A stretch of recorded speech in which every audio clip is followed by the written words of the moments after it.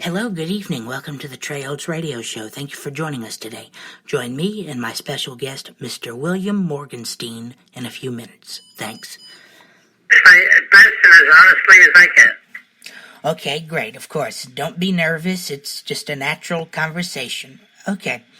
My first question to you, sir, Mr. Morgenstein, is how did your career begin? How did you get started?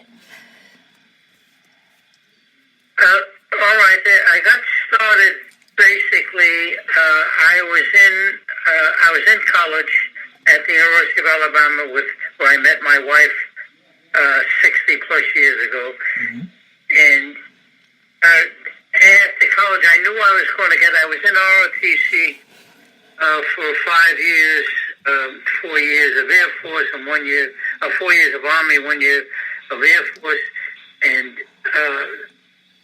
I didn't get my commission, which is a story in itself. But I knew I was going to get drafted. I was waiting to get drafted because the Korean War was just starting. So while waiting to get drafted, I went to work for my wife's family on a route in the hill country of Tennessee, where, interestingly enough, I just got an article about Sergeant York, and I had met him, and that's a whole story in itself. But anyway, I was drafted into the Army when I sent to Korea. When I got back from Korea, I joined a firm called Comic End, which was the Melville Corporation at the time, as a trainee. And it was the company, and I write about the company in my book because it was really one of the great companies, and eventually they bought companies like, which are in existence today. Melville doesn't exist today, but they bought CBS, and CBS took them over. So it became it was a big company at the time. It became even bigger.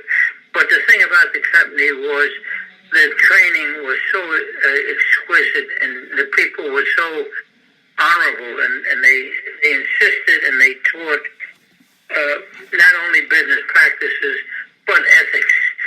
And it was one of the most ethical companies you could work for, and I was always proud to be with them. I lasted with them for almost 9 years, and I knew I couldn't advance. I wanted to be president.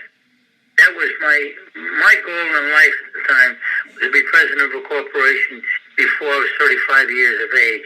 And I knew I wouldn't be president because it was a Catholic company. They weren't prejudiced.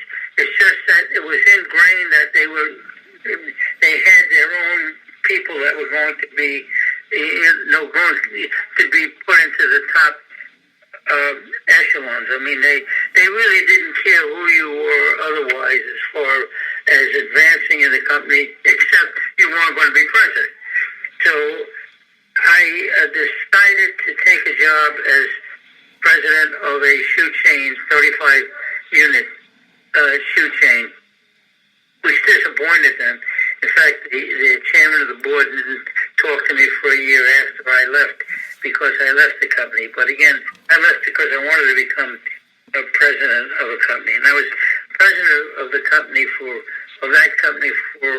about 2.5, a little over 2 years.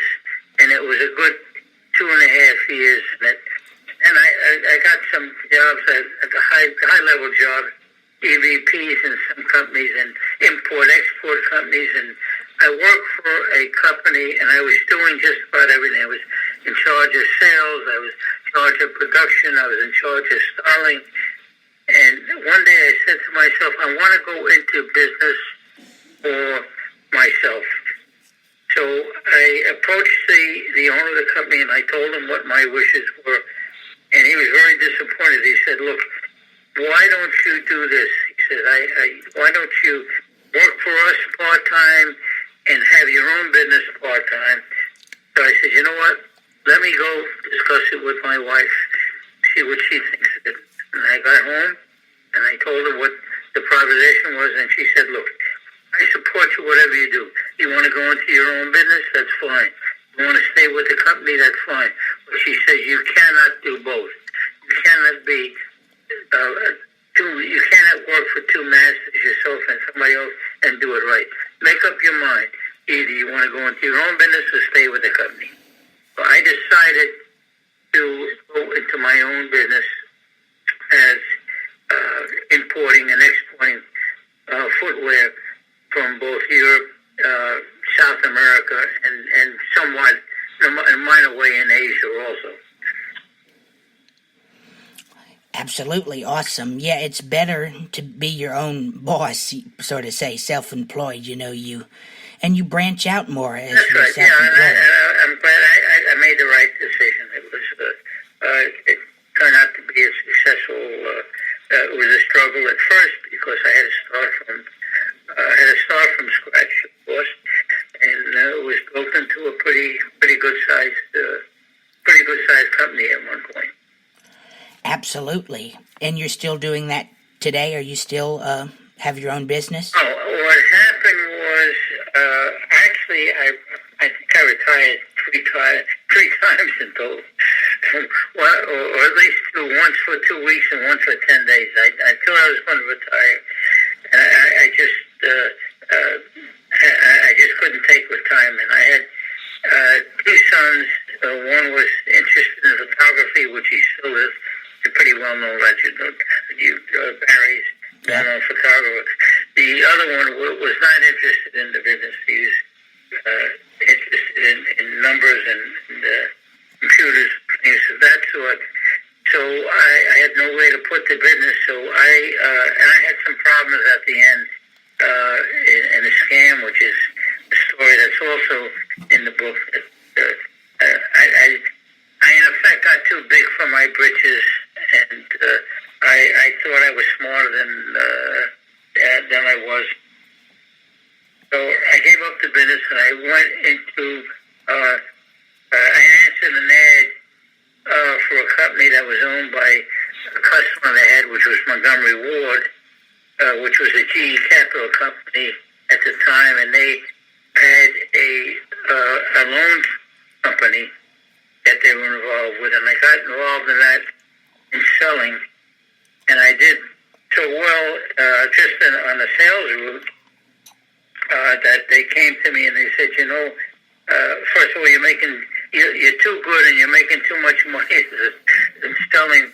We're going to put you in top management, but eventually they sold that company, and I helped form another funding or banking company for small business. It's alternative lending. It's not regular lending. An alternative lending company that I became executive vice president and really started the company.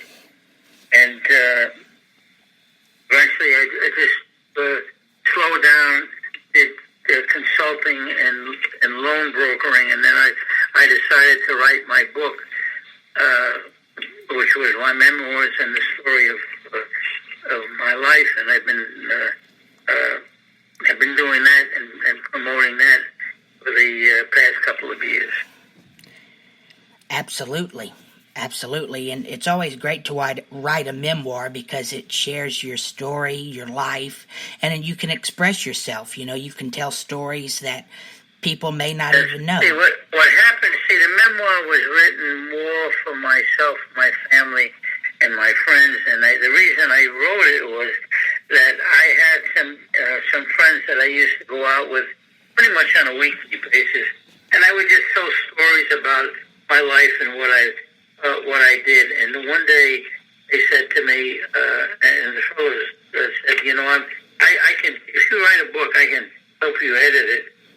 You can send it to a professional editor, but I can pre-edit it for you. You must write these stories down.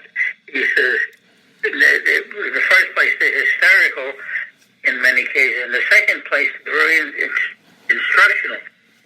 And I said, okay, because I had taken, I'm a saver, so I have all my old address books. I have a lot of old notes. I have old photographs. Not that I did a lot of photography, but I did in certain places. I went to and brought back memories, and I have a pretty good memory, so I was able to reconstruct my life pretty much from birth onwards, and I did that. I did that in the book. The surprising part to me was, again, the book was written more for personal purposes and to give to, for friends. It turns out that a lot of companies found the book very instructional, and they use it for training their staff, because the book centers pretty much on ethics and overcoming obstacles and things like that. And you yourself have overcome a lot of obstacles, so you can understand that. Definitely, absolutely. There are so many obstacles and struggles in life, but if you have a dream, if you have a passion, you'll go past those struggles. That's right. You can get it done, and the thing is, don't give up. You just do it until you get it right, or nearly get it right. You never get it completely right, but you can get it reasonably right. Definitely. Where can people find your book? It's called The Crazy Life of a Kid from Brooklyn. A Kid from Brooklyn. Yeah. It's in the major book venues, and of course Amazon, I guess, which is the biggest site. I mean, Amazon is not easy for me to deal with, but it's easy for somebody to buy the book from. It's got I think 71 or probably 72 now, mostly 5-star reviews. And I ask people to review the book. I never ask them to give me a 5-star review, because that's up to the person that reads it. I mean, I do have some. I think I have one or two-star reviews, and then not everybody universally liked the book. But most people seem to have given it a 5-star review. And they can go to my website, thecrazylifeofbill.com. They can get the book there. The proceeds of the book go to cancer research. And our oldest son passed away a couple of years ago of cancer. So all the proceeds from the book, certainly the royalties of the book, I turn back into cancer research in honor of our son. I'm sorry to hear about your son. My prayers go to you and your family. And I thank you for that. Thank you, and also thank you for your service. You were in the military, and so thank you for your service. My next question to you is, what do you find, because you're a writer and you're also a businessman, what do you find is the most challenging part for you in life from working as a writer and as a businessman? What do you find is most challenging or most difficult? Well, what's probably the most challenging for me, because I'm kind of I was brought up a certain way, and I guess in some ways I was brought up strictly by my mother, who also preached ethics and toughness. I'm not a person with a lot of patience, and probably as a boss, I probably was not a great boss, because I'm sure I didn't have a lot of patience with my employees. Although I treated everybody, if they did the job, I didn't care who they were, where they came from, what their background was. Certainly, didn't care what their race was. And when I was president of Kitty Kelly, I took from one of our stores.